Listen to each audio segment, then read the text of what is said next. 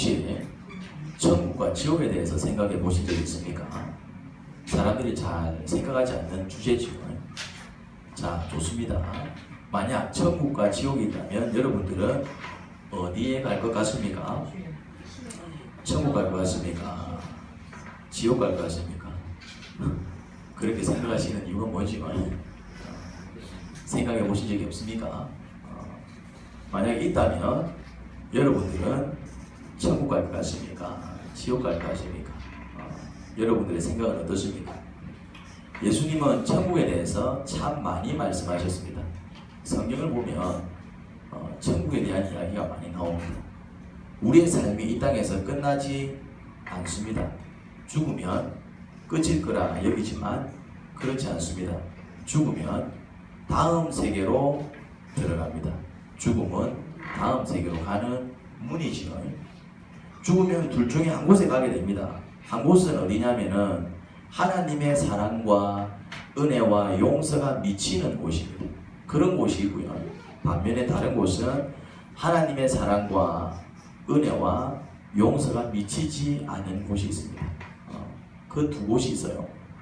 하나님의 사랑과 그 은혜와 용서가 미치는 곳, 그곳을 천국이라고 합니다. 반면에 하나님의 사랑과 은혜와 용서가 미치지 않는 곳, 그곳을 지옥이라고 합니다. 우리는 지옥 이러면은 막 불이 활활 타올라 무지 뜨겁고 고통스러운 곳으로 압니다. 그런데 불의 뜨거움과 고통을 느끼는 것은 우리의 연약한 육신이지 영혼은 불의 뜨거움을 느끼지 못합니다. 불의 고통을 느끼지 못합니다. 결국 불은 고통을 상징하는 비유지, 정말 지옥이 불구덩이가 아닐 것입니다. 어떤 분이 꿈을 꿨는데 아니면 환상 중에 지옥을 갔다 왔는데 막 불구덩이가 활활 타오르더라. 그 사람 지옥 갔다 온 게 아닙니다. 그냥 하나님께서 지옥에 해당하는 어떤 상징을 보여주신 것이지. 왜냐하면은 성경에 보면은 지옥을 불이 활활 타오르는 불구덩이로 묘사를 합니다. 그런데 성경을 보면은 지옥을 이렇게도 묘사합니다. 캄캄하고 외롭고 차가운 곳으로 묘사해요. 그렇게 묘사하는 성경 구절도 있습니다. 그럼 만약에 정말 불구덩이라면은 어두울 수가 있습니까? 불이 활활 타오르는데 그곳이 어두울 수가 있냐고. 불이 활활 타오르는데 그곳이 죽을 수가 있냐 이 말이죠. 그게 어떻게 가능하죠? 그러니 성경에서 얘기하고 있는 천국과 지옥은 비유적인 표현입니다. 그만큼 고통스럽다라는 뜻이죠. 불의 고통은. 그리고 차갑고 외롭고 쓸쓸하다라는 곳은 그만큼 사람이 갈 만한 곳이 못 된다라는 뜻입니다. 자, 천국 이러면은 막 길이 금으로 되어 있고 막 집마다 진주로 장식되어 있고 거기서 우리가 금멸관을 설 것이라 여기지만 실제로 그럴까요? 어떤 분이 천국을 다녀왔대요.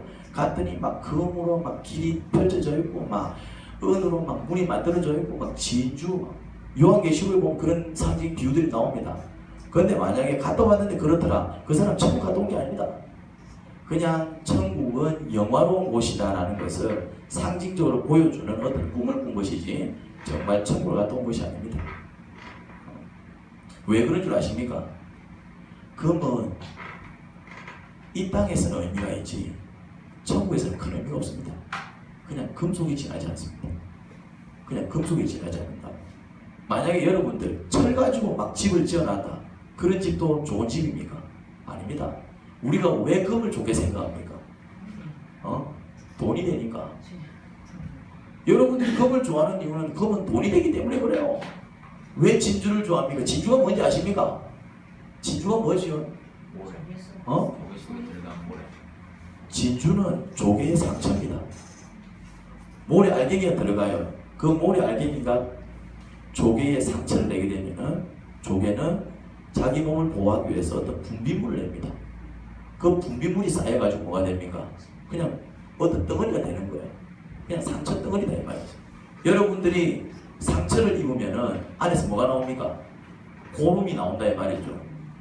그 고름이 엉켜붙으면 뭐가 됩니까? 그냥 뭐 고름덩어리 되는 것입니다. 고름덩어리가 귀합니까? 그런데 왜 진주를 귀하게 여기느냐면은 그게 구하기 어렵기 때문에 돈이 되기 때문에 그래요. 돈이 되기 때문에 그렇습니다.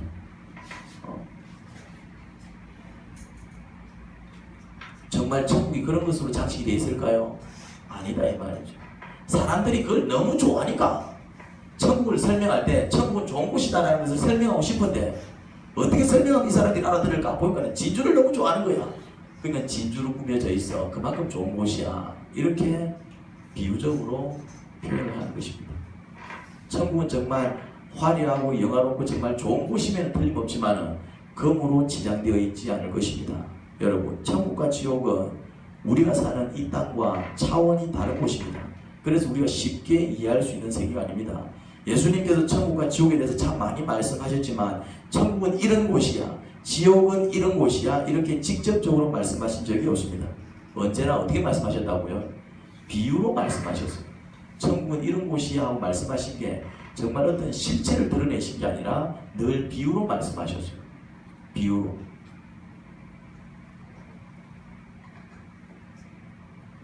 성경은 지옥을 불이 활활 타올라 무지 뜨겁고 고통스러운 곳으로 묘사하지만 정말 불이 활활 타오르는 게 아니라 그만큼 어떤 곳이다? 고통스러운 곳이다. 또 다른 곳에서는 정말 지옥은 춥고 외롭고 쓸쓸하고 캄캄한 곳으로 묘사합니다. 무엇을 의미합니까? 사람이 갈 만한 곳이 못 된다라는 뜻입니다. 그래서 천국과 지옥을 공간적으로 이해하는 것은 어렵습니다. 왜냐? 아무도 가본 사람이 없기 때문에. 가본 사람이 없기 때문에 공간적으로 이해하는 것은 불가능합니다. 나중에 이제 가보면은 지옥을 가든 천국을 가든 가보면 아 이런 곳이구나. 그래서 쉽게 설명하지 못했구나. 와서 보니까 알겠네. 그러겠죠. 이 땅에서 정확하게 이해하는 것은 불가능합니다. 왜냐? 가본 사람이 없기 때문에. 가본 사람이 없기 때문에. 한 분 계시죠. 예수님만이 유일하게 천국과 지옥을 아시고 이 땅에 오셔가지고 설명을 해주는데 설명을 해줘봤자 우리는 말귀를 못 알아듣는 거예요. 왜? 우리는 경험한 세계가 아니기 때문에. 그래서 예수님께서 설명을 해줄 수 있는 방법이 없으니까 어떻게 설명하셨다고요? 비유적으로. 하지만 공간적으로 이해하는 건 어려워요. 가본 사람이 없기 때문에. 그런데 관계적으로 이해하는 것은 가능합니다. 성경이 그런 부분은 충분히 설명을 하고 있습니다. 하나님께서 지배하시는 것.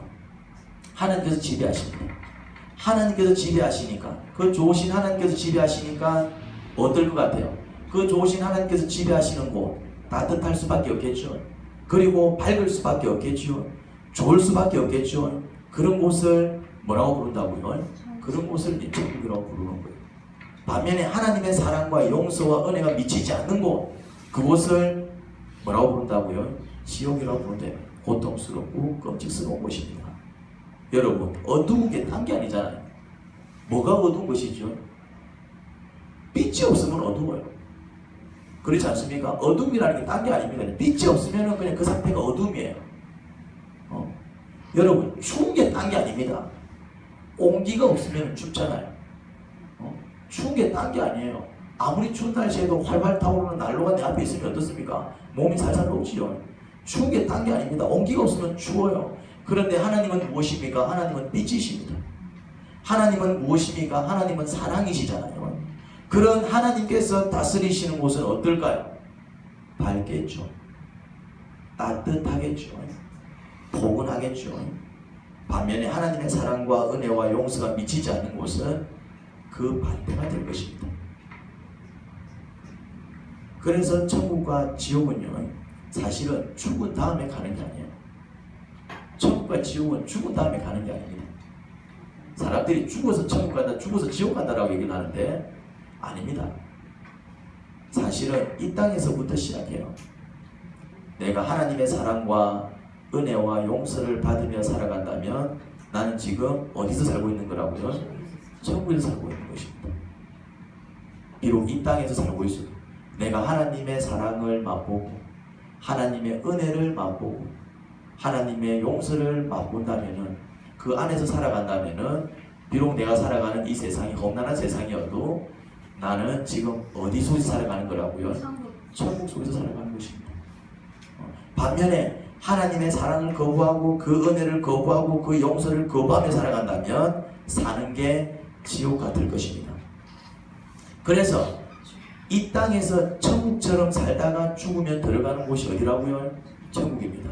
이 땅에서 지옥처럼 살다가 들어가는 곳이 어디라고요? 지옥입니다. 그대로 연결됩니다. 만약에 여러분들이 지금 지옥 같은 인생을 살고 있다면 정말 지옥같이 살다가 어디 들어간다고요? 지옥 들어가는 것입니다. 여러분들이 지금 정말 천국 같은 인생을 산다면 그렇게 천국같이 지내시다가 어디로 간다고요? 그대로 천국 들어가는 것입니다. 내가 하나님의 사랑과 은혜와 용서를 받으며 밝은 인생, 뭘 많이 가져서 밝은 게 아니에요. 그 주님의 사랑과 은혜와 용서를 받으며 따뜻한 인생, 행복한 인생을 사는 사람은 그렇게 천국처럼 살다가 죽은 다음에 천국 들어가는 것이고, 그 하나님의 사랑과 은혜와 용서를 거부하고 어두운 인생, 추운 인생, 괴로운 인생을 사는 사람은 그렇게 지옥처럼 살다가 죽은 다음에 들어가는 곳이 어디라고요? 지옥인 것입니다.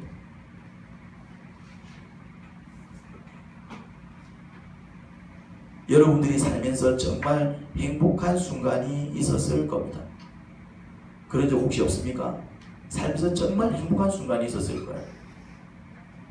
정말 그런 적이 없다면 그 사람은 정말 끔찍한 사람이겠죠. 그래도 살면서 정말 행복한 순간이 있었을 겁니다. 그때 느낀 그 행복을 이렇게 증폭해서 영원히 누리는 곳, 그곳이 어디라고요? 그곳이 천국입니다. 그래서 하나님은 이 땅을 살면서 천국을 맛보게 하십니다. 그리고 정말 살면서 힘든 순간이 있었을 거예요. 그냥 딱 지옥 같은 느낌. 내가 이렇게 살 바에 차라리 죽는 게 낫겠다. 정말 괴롭고 아픈 순간, 그런 경험 누구나 있을 겁니다. 그때 느낀 불행을 1억 배 증폭해서 영원히 그런 고통을 당하는 곳이 어디라고요? 그게 지옥인 것입니다. 우리는 일생을 살지 않습니다. 사람들은 인생을 한 번만 살지 않습니다. 사람들은 인생을 3번 삽니다. 3생을 산대요. 첫 번째 인생은 어디서 보내는 인생일까요? 첫 번째 인생은 어머니 뱃속에서 보내는 생입니다. 사람은 누구나 3생을 사는데 첫 번째 인생은 어머니 뱃속에서 첫 번째 인생을 삽니다. 얼마간? 그렇죠. 10개월, 만으로 9개월입니다. 10달 동안은 그냥 이 속에서 그냥 둥둥 떠다니면서 살아요. 자, 두 번째 인생은 어디입니까? 두 번째 인생은 엄마 뱃속을 나와서 이 땅을 살아가는 인생입니다. 이 땅에서 한 몇 년 살아요? 지금은 120세랍니다. 뭐 알아서 사십시오. 알아서 사십시오. 그거는 뭐 내가 볼 때 관리하기 나름이더라고요. 건강을 잘 관리하는 사람들은 진짜 막 120세까지 살고, 그냥 막 지맘대로 사는 사람들은 좀 수명이 단축되고, 뭐 알아서 사십시오. 그렇게 삽니다. 그리고 세 번째 인생은 죽은 다음에 우리가 마지막으로 보내게 될 인생입니다. 여러분, 그런데요, 그걸 잘 아셔야 됩니다. 어머니 뱃속에서 우리가 일생을 사는데, 어머니 뱃속에서 보내는 첫 번째 인생은 이 땅에서 사는 두 번째 인생을 준비하는 생입니다. 어머니 뱃속에서 아이들이 많은 줄 아십니까? 가만히 있는 게 아닙니다. 그들이 나중에 첫 번째 인생을 마치고 두 번째 인생을 살기 위해서 이 땅에 나와서 잘 살기 위해서 뭐 한다고요? 준비하는 겁니다. 그래서 태아는 뭘 잘하면 됩니까? 엄마가 공급해주는 영양분을 쭉쭉쭉쭉 빨아먹고 뭐 하면 됩니까? 먼저 몸을 만들고, 몸을 건강하게 만들어야 돼요. 심장을 건강하게 만들고 배를 건강하게 만들고, 그냥 뭐 하면 된다고요? 엄마가 그 주는 그 영양분을 쭉쭉쭉쭉쭉 잘 빨아 마셔가지고 뭐 하면 된다고요? 그냥 몸을 잘 만들면 됩니다. 만약에 몸을 잘 못 만들면은, 그런 상태에서 나오면은 두 번째 살아가는 인생이 고달프지요. 태어났는데 눈이 없어. 그럼 얼마나 불편하겠어요. 태어났는데 심장이 제대로 성장하지 못했어. 태어났는데 간이 제대로 기능을 못하네. 태어났는데 팔이 붙어서 나와버렸네. 어떻습니까? 불쌍하지만 본인도 두 번째 인생을 살아갈 때에 잘 살아가기 어려워요. 그래서 태아는 첫 번째 인생을 살면서 뭘 잘하면 된다고요? 다음 인생을 살기 위해서 준비를 하면 되는데 그냥 영양분 잘 빨아마시면 되는 거예요. 그래서 건강한 몸을 만들면 되는 거예요. 건강한 몸을 만들면 되는 거예요. 그래서 건강한 몸을 가지고 태어나면 어떻습니까? 두 번째 인생을 살아갈 때에 잘 살아갈 수 있겠죠. 자, 그러면은 두 번째 인생, 우리가 이 땅에서 두 번째 인생을 살아가는데 이 두 번째 인생은 어떤 인생을 살아야 되겠습니까? 이 두 번째 인생은요, 세 번째 인생을 살아갈 준비를 하셔야 되는 것입니다. 세 번째 인생을 살아갈 준비를 하셔야 돼요. 우리가 이 땅에서 이 생을 사는 동안에는 죽은 다음에 갈 3생을 준비해야 하는 것입니다. 우리가 죽은 다음에 가는 3생을 영생이라고 합니다. 영생은 단순히 영원히 사는 것을 의미하지 않습니다. 그냥 시간적으로 영원히 산다? 여러분, 그러면 얼마나 지긋지긋하겠어요? 그냥 시간적으로 죽지 않고 영원히 산다. 좋을 것 같습니까? 한 100년을 어떻게 살 것 같아요? 그렇게 한 200년을 살아보십시오. 한 300년을 살아보십시오. 500년을 살아보십시오. 그냥 시간적으로 영원히 사는 것은 오히려 그게 지옥 같을 수도 있을 것입니다. 얼마나 지긋지긋하겠어요. 그래서 시간적으로만 이해하면 안 됩니다. 영생은요, 따뜻하신 하나님과 더불어 큰 행복 속에서 영원히 사는 것을 의미합니다. 영원히 살아도 하나님의 사랑과 은혜와 용서를 거부하고 큰 불행과 고통 속에서 그렇게 영원히 사는 것을 영벌이라고 하는데, 그렇게 영원히 살면은 그거 얼마나 끔찍합니까? 그래서 삼생은 영생 아니면 영벌이에요. 이 땅을 살면서 영생을 준비하지 못하면 영벌을 당해야 하기 때문에 주님께서는 이 땅을 사시는 동안 늘 뭘 말씀하셨다고요? 영생을 받으라, 영생을 받으라, 영생을 받으라.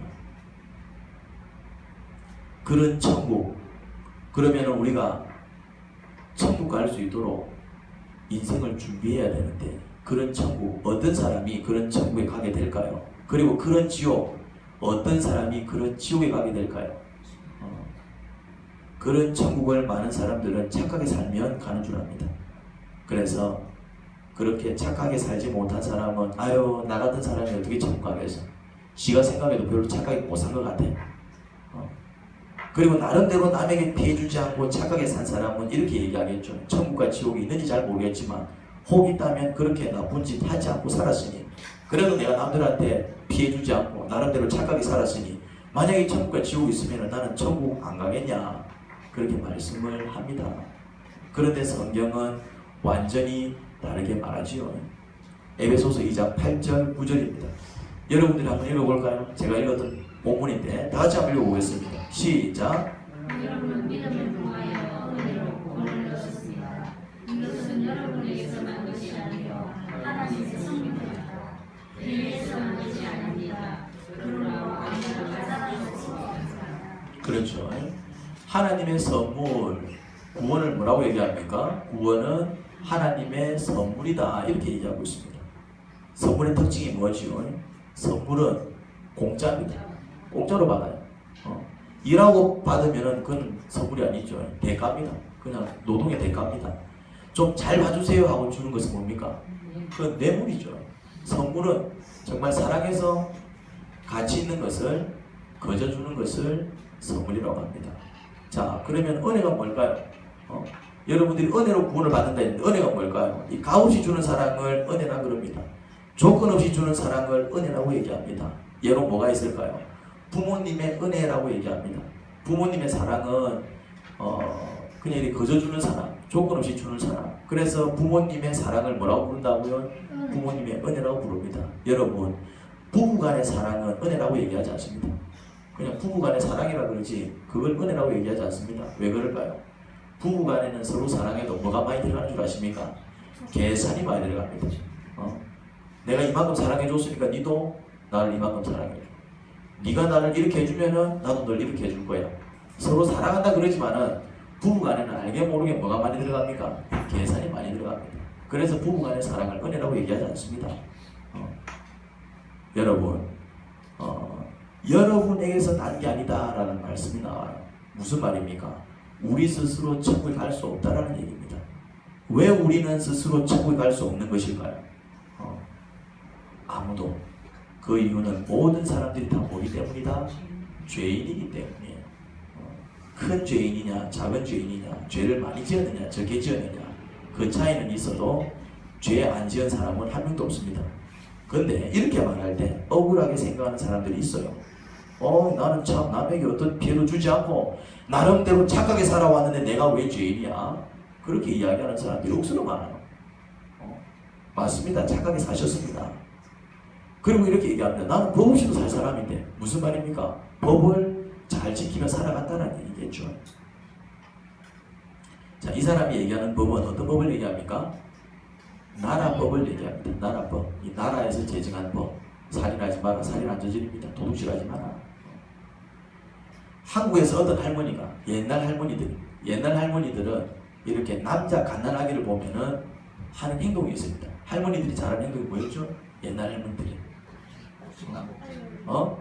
아이고, 이놈 고추 한 번 만져보자 이러면서, 요즘은 조금 그런 게 덜한데, 옛날 분들은 자기 손자는 더더욱 그렇고, 자기 손자가 아니어도 이렇게 지나가다가 새댁이 아기를 얻고 나오면은, 또 옛날에는 아기들을 막 기저귀를 안 채우고 막 이렇게 그냥 채우는 놀게 하는 경우들도 많이 있었죠. 그러면은 이 할머니들이 지나가면 습관적으로 하시는 게 있었어요. 뭡니까? 아이고, 요놈 고추 한번 만져보자. 고추 한번 따먹어보자. 그런다 이 말이죠. 근데 그러면은 옆에 있던 그 애엄마는 어떻게 합니까? 같이 웃어요. 왜 그렇죠? 우리나라에서는 그런 표현이 뭘 의미합니까? 그냥 정감입니다. 정감.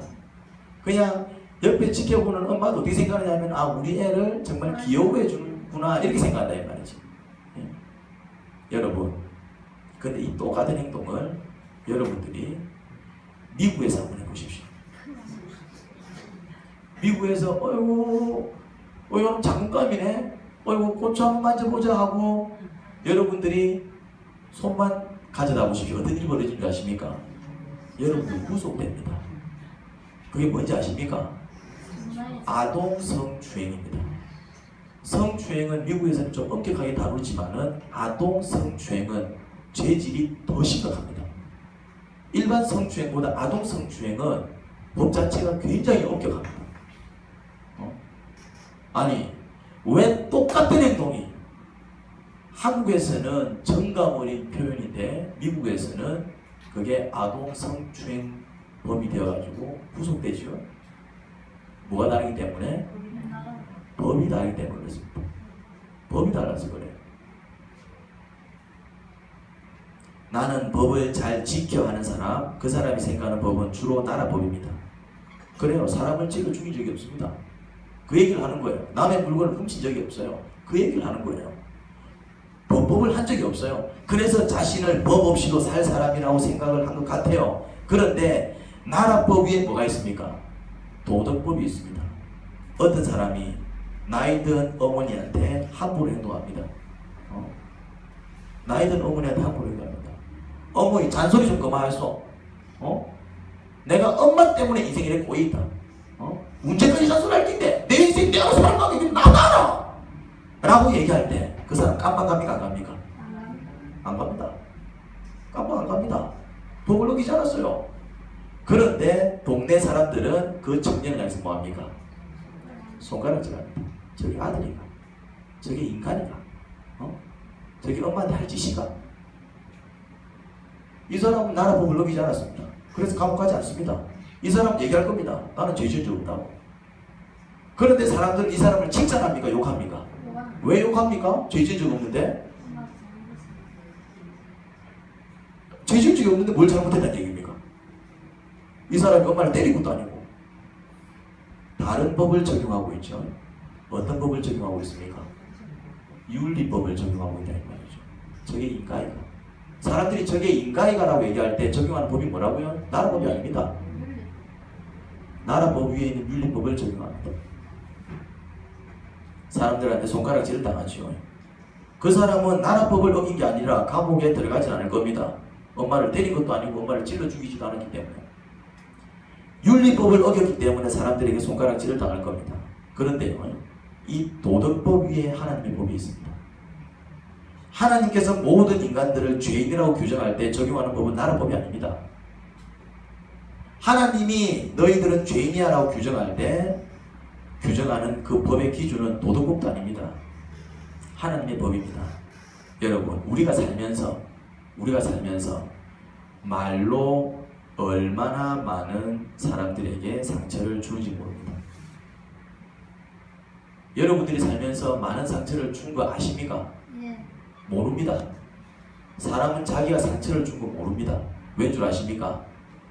내가 못 느끼기 때문에 그렇습니다. 그런데요, 남이 나한테 상처를 준 건 압니다. 왜 그런 줄 아십니까? 내가 느끼기 때문에 그렇습니다. 그래서 사람들은 다 이렇게 얘기합니다. 어떻게 얘기합니까? 상처 받은 것만 얘기합니다. 왜 그럴까요? 엄마한테서 상처받았어. 남편한테서 상처받았어. 나 시어머니 때문에 못 살겠어.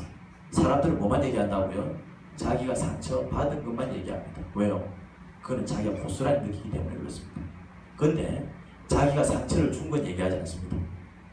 왜 그럴까요? 자기가 못 느껴요. 상처 준 줄도 몰라요. 모릅니다. 근데 서로가 그러고 있다 이 말이지. 서로가. 저는 나라법을 잘 지키는 사람일까요? 아닐까요? 제가 감옥에 있지 않고 이 자리에 있다는 얘기는 나라법을 지켰다는 얘기겠죠. 제가 나라법을 여기서 이 자리에 있지 못할 것입니다.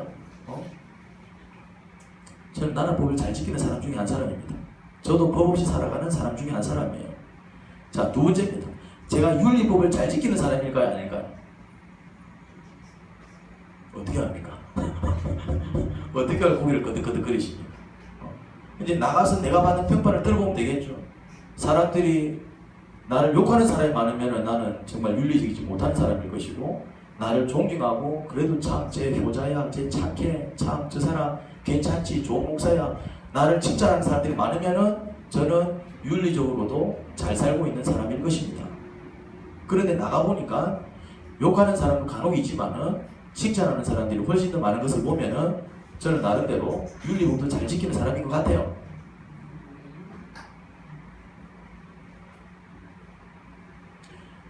우리 집사람은 저를 사랑합니다.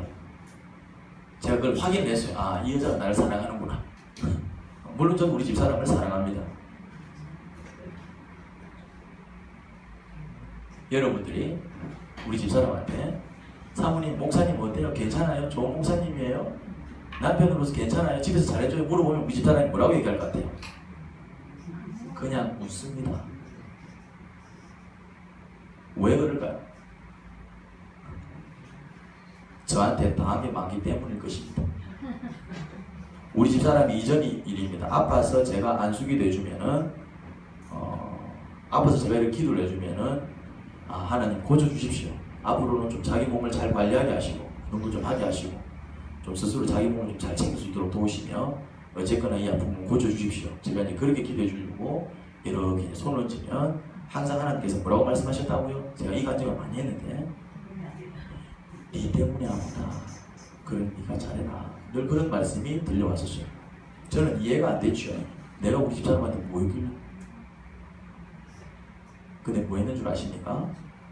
별 생각 없이 툭 던진 말, 화난다고 그냥 쏟아낸 말, 마치 내 말이 법이라도 되느냐 고래고래 소리 지르며 아내를 윽박지르는 말, 우리가 말로 사람을 수백 번 아니 수천 번은 더 죽였을걸요? 우리가 그렇게 살고 있습니다. 그러면서 착하대. 혹시 여러분 살면서 누군가를 죽이고 싶을 정도로 미워해 본 적 없습니까? 칼로 찔러 죽이지 않아서 살인자는 아니죠. 나라법을 어기지 않았습니다. 그런 마음이 들어도 사람들 앞에서 내색하지 않고 그냥 웃어 넘기면 그래도 저 사람 괜찮네. 저렇게 지한테 모질게 행동하는데 저렇게 웃으면서 넘기네. 윤리적으로도 큰 문제가 되지 않을 것입니다. 하지만 행동은 하지 않았어도 사람들 앞에서 내색은 하지 않았지만 죽이고 싶은 미운 감정, 그 감정은 악한 감정 아닙니까? 그런 감정이 내 안에 충만했다면 마음과 감정까지 헤아리시는 하나님 앞에서 감히 내가 의롭다고 주장하기는 어려울 것입니다. 그런데 여러분 잘 보시기 바랍니다. 사실 많은 사람들이 인생을 살아갈 때 불행하게 살아가는 이유, 우리의 인생을 불행하게 만들고 우리의 인생을 지옥처럼 만드는 게 뭐냐면은 함부로 뱉는 말, 주체할 수 없는 악한 감정, 그런 것들이 얽히고 설켜서 그런 것 아닙니까? 한번 잘 생각해 보시기 바랍니다. 하나님께서 모든 사람들은 죄인이야 하실 때는 나라법을 어겼어도 아니고 윤리법을 어겼어도 아닙니다. 물론 그런 법을 어긴 사람들은 더 이상 이야기할 필요가 없지요. 죄인 맞아요. 더 이상 얘기할 필요도 없고, 하지만 나름대로 법이라는 법을 다 지킨 사람들도 하나님 법 앞에서는 죄인이 되는 것입니다. 죄인이 된다고요. 죄인이 됩니다. 그럴 수밖에 없어요. 여러분들이 볼 때 최송장 목사님이 착한 분 같아요? 나쁜 분 같아요? 얼마나 착해요? 나라 법 잘 지키고 신앙생활 열심히 하고 윤리적으로도 큰 문제 없고. 근데 이기훈 형제한테 엄마 좋은 분이야 물어보면은 우리 엄마 욕을 많이 합니다. 왜 그럴까요? 저 할아버지 상처를 많이 받았거든요. 여러분, 문상민 목녀님이 좋은 분인 것 같아요? 나쁜 분인 것 같아요? 착해요. 공짜로 머리 깎아주고 말이지. 어떤 사람이 그렇게 공짜로 아프다 그러면 민거 놔주고 말이죠. 얼마나 잘하는지 몰라요. 그런데 가은이한테 물으면 이렇게 얘기합니다. 세상에서 제일 못된 여자가 자기 엄마래요. 왜 그렇죠?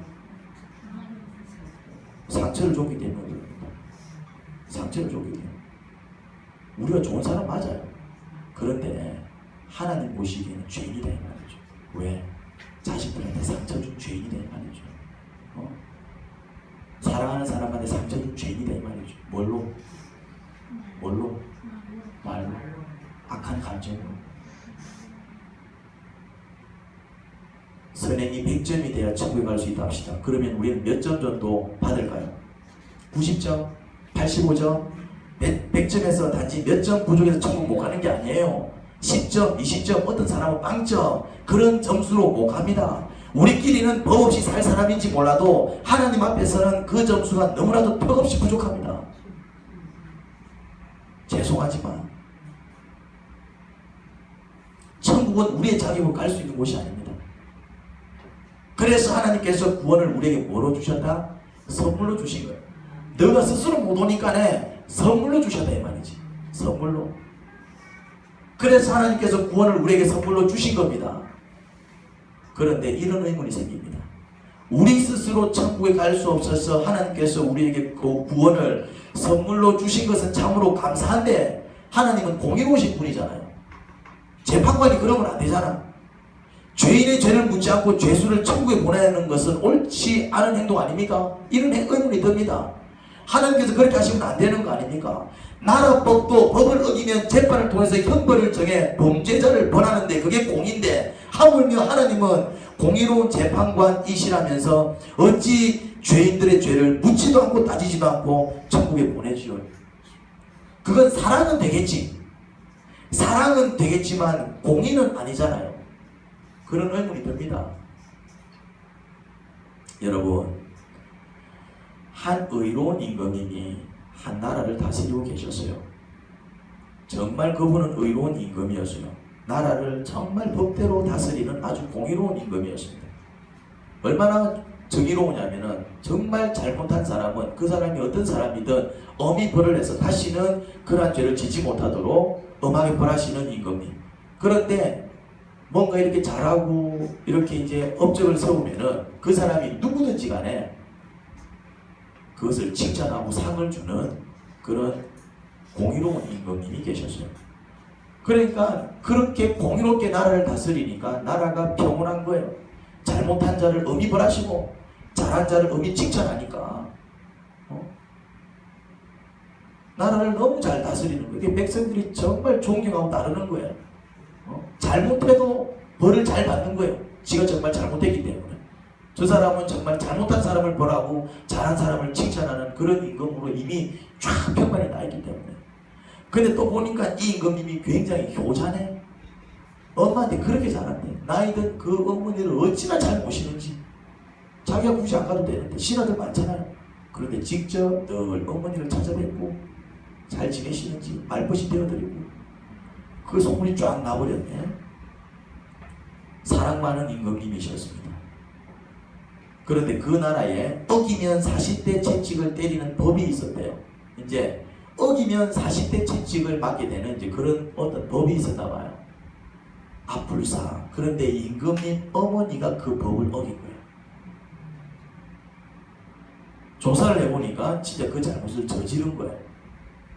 사람들이 수근수근거리기 시작합니다. 우리 임금님은 공의로운 임금님이기 때문에 누구든지 간에 잘못하면 어민권에서 잘못을 다스리시고 누구든지 잘하면 칭찬해서 정말 이렇게 바르게 살 수 있도록 돕는 공의로운 임금님이셔. 그러니 공의로운 임금님이시기 때문에 아무리 사랑하는 어머니일지라도 잘못을 저질렀기 때문에 40대 채찍질 할 거야. 사람들이 이제 그렇게 얘기를 합니다. 늘 공의롭게 나를 다스리기 때문에. 근데 또 한쪽에서는 아니야. 그건 맞지만 또 우리 임금님이 얼마나 사랑이 많으신 임금님이시다. 평소에 어머니한테 하는 못 봐서 그런 임금님이 어머니한테 채찍질한다. 야, 말이 안 되지. 있을 수 없어. 아니 우리 임금님은 공의로운 임금님이야. 분명히 채찍질할 거야. 아니야. 그렇게 사랑 많은 임금님이 어머니를 때릴 수가 없지. 그래서 정말 재판하는 날이 벌어졌습니다. 사람들이 많이 온 거야. 재판 결과문에서. 그런데 임금님이 이렇게 말합니다. 저 죄수를 나무에 달아서 40대 채찍을 때리라라고 얘기를 합니다. 그때 이제 사람들이 그 봐라! 우리 임금님은 공의롭기 때문에 아무리 사랑하는 어머니여도 벌하신다니까. 한쪽에서는 막 그렇게 얘기하고 한쪽에서는 저거는 아니지. 그렇게 평소에 어머니를 사랑하시더만 어떻게 저럴 수 있어? 저거는 아니잖아. 의견이 분분했습니다. 그래서 집행관이 나무에 매답니다. 그리고 이제 만약에는 채찍을 때리기 위해서 준비를 합니다. 명이 떨어졌기 때문에. 그래서 채찍을 펴서 이제 때리려고 합니다. 그때 임금님이 잠시만 이래. 자기가 우통을 벗어요. 자기가 우통을 벗더니 어머니한테 가는 겁니다. 그러고는 이제 어머니를 감사하라. 그리고 이렇게 얘기하죠. 우리 어머니를 때리라. 채찍은 어머니를 향해서 날아갑니다. 채찍은 어머니를 향해서 날아가지만 그 채찍은 누구 등에 떨어집니까? 임금님 등에 떨어집니다. 채찍은 어머니를 향해서 날아갑니다. 그래서 40대 어머니를 때려요. 집행관은 그대로 어머니를 매달았고 채찍질을 했습니다. 왜? 그게 법이니까. 법대로 공의롭게 다스렸어요. 그런데 그 채찍은 전부 누구 등에 떨어졌습니까? 임금님 등에 떨어졌어요. 임금님은 공의롭게 재판을 했습니다. 그리고 또 어머니를 사랑했기에 어머니가 그 채찍을 맞으면 저희 연로하신 분이 죽겠죠. 그래서 어떻게 하셨다고요?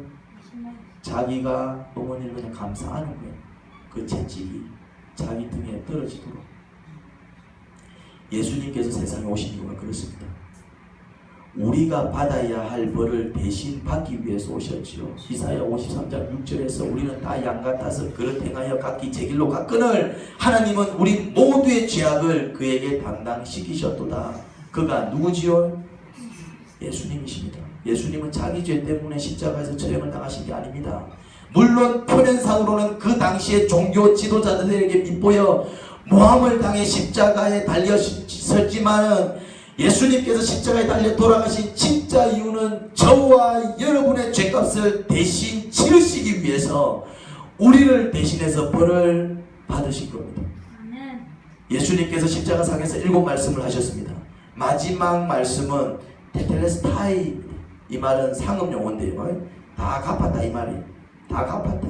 이제 더 이상 갚을 게 없다 이 말입니다. 값을 다 치루었다 이 말입니다. 무슨 말입니까? 예수님께서 테텔레스타이, 내가 다 갚았다. 내가 다 값을 치루었다. 그렇게 말씀하신 것은 뭔 값을 다 치rus다는 얘기입니까? 우리 죄값을 내가 다 갚았다 그 말입니다. 예수님께서 우리의 벌을 대신 받았기에 우리가 구원을 받을 수 있는 길이 열렸습니다. 그러면 이 선물을 어떻게 받느냐? 이 선물은 믿음으로 받습니다.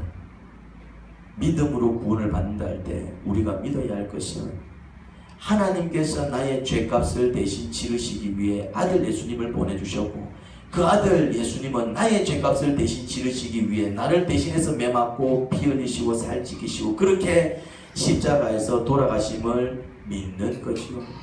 그렇게 믿는 자, 요한복음 1장 12절, 누구든지 영접하는 자 곧 그 이름을 믿는 자들에게는 뭐가 되는 하나님의 자녀가 되는 권세를 주셨다라고 말씀하십니다. 그래서 예수님을 믿을 때, 예수님을 영접할 때 우리는 하나님의 자녀가 되고요. 나를 대신해서 죽으신 그 예수님을 믿을 때 내가 죄인임에도 불구하고 내 모든 죄가 누구한테 전가되어서 예수님께 전가되어서 내가 죄인 맞아요. 저 죽을 죄인 맞아요. 그런데 하나님께서 나를 의롭게 봐주시고 천국 갈 수 있는 자격 전혀 안 되지만 어디에 보내주신다고요? 천국 보내주시는 것입니다. 우리가 받아야 될 그 벌을 누가 받게 하시고? 예수님께서 받게 하시고 이미 받으셨어요. 그래서 그렇게 받은 은혜와 사랑으로 전혀 자격이 안 되는 우리가 그 예수님을 믿을 때 어떤 은혜를 받게 된다고요? 그렇게 천국 들어갈 수 있는 은혜를 얻게 되는 것입니다. 여러분, 구원받기 위해서 필요한 조건은 믿음 하나뿐입니다. 믿음에 뭔가를 더하는 게 아니에요. 더할 수도 없어요. 그냥 그 주님의 사랑을, 그 하나님의 사랑을 내가 마음으로 받아들일 때에 우리는 구원을 받게 됩니다. 그리고 그 예수님을 영접한 사람, 예수님을 믿기 시작한 사람은 이제 그 예수님을 모시고 평생 살면 되는 것이지요. 그 예수님 말씀에 순종하며 평생 살면 되는 것입니다. 그게 바로 예수님을 영접한 증거일 것이고 그 자가 가게 될 곳이 천국이요 그 자가 누리게 될 은혜가 주님의 품입니다. 여러분들이 그 사랑을 받아 누리는 자들 되기를 주님의 이름으로 축원합니다. 하나님 아버지 은혜를 감사합니다. 그렇습니다. 우리는 정말 악한 죄인입니다. 나라법을 어겨서 죄인이 아닙니다. 나라법을 어겼다면 이 자리에 있지도 못했겠지요. 하나님, 나름대로 윤리적으로도 바르게 살려고 애를 씁니다. 손가락질 받기 싫어서. 그렇지만 마음의 법, 정말 하나님의 법, 우리의 말까지도 우리는 다스리지 못하지요. 심지어 분노 속에서 생기는 우리의 악한 감정, 우리는 그렇게 죄를 지을 수밖에 없는 미련하고 어리석은 자들입니다. 그런 우리를 구원하시기 위해서 예수님 보내셨고 우리가 받아야 할 그 모든 형벌 그 예수님으로 대신 받게 하셨습니다. 이제 그 예수님을 믿게 하옵소서. 그 예수님을 믿게 하옵소서. 그 예수님을 믿을 때 새 생명을 얻게 될 것입니다. 예수님 이름으로 기도합니다. 아멘.